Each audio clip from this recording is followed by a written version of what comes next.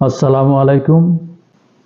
আর কিছু পথভ্রষ্ট মাথামোটা হুজুর আছে, জামাত ইসলামরা যখন গণতন্ত্রের মধ্য দিয়ে ইসলাম কায়েম করার চেষ্টা করছে তখন তাদেরকে পিছু ধরে টানছে।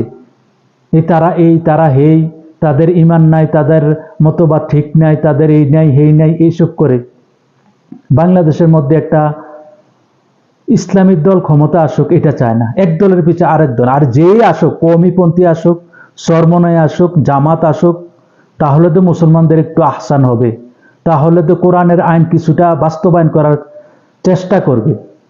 আর গণতন্ত্রে যারা আছে অন্যান্য দল, আপনারা যদি তাদের পিছনে আপনারা মুসলমানরা যদি কামড়াকামড়ি করে এক দলের পিছনে আরেক দল টেনে ধরেন, তাহলে বাংলাদেশের মধ্যে সংসদের মধ্যে কিভাবে মুসলমানরা মাথা উঁচু করে দাঁড়াবে, মুসলমানিত্বকে প্রকাশ করবে? একটা জামাত ইসলাম দল ক্ষমতায় যায় অবস্থা, এর পিছনে এই যে অনেক হুজুররা, মাথামোটা হুজুররা অনেক ফতুয়া দিচ্ছেন, এই সেই, তাদেরকে পিছু ধরে টানছেন, আমির হামজাকে কাফের ফতুয়া দিচ্ছেন।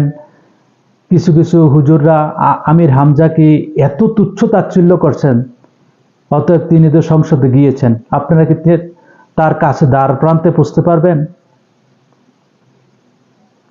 বাংলাদেশের মধ্যে একটা ভালো কিছু হোক এটা চায় না, খালি ফতুয়া ফতুয়া ফতুয়া ফতুয়া দিতে দিতে বাংলাদেশের মুসলমানদেরকে বিভ্রান্ত করে ফেলছে। এইভাবে ফতুয়া দিয়ে দিয়ে মুসলমানরা পিছনে চলে যাচ্ছে।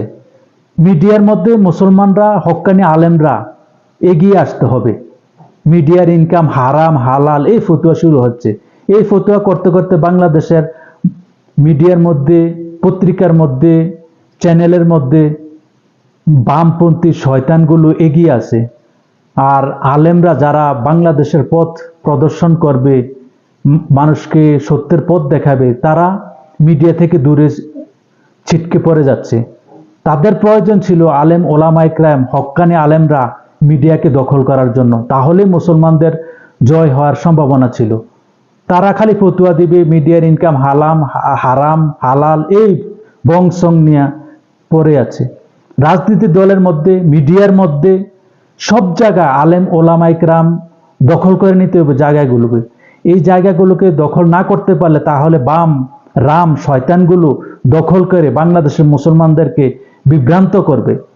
দখলদার বিশ্বমোড়লা যখন হামলা করে তখন তারা দেখে না কে শিয়া, কে সুন্নি, কে এই দল, কে ওই দল। মুসলমান বাস মারো, মুসলমান বাস মারো। মুসলমানরা যাতে বিশ্ব দরবারে মাথা উঁচু করে না দাঁড়াতে পারে তাদেরকে হামলা করো।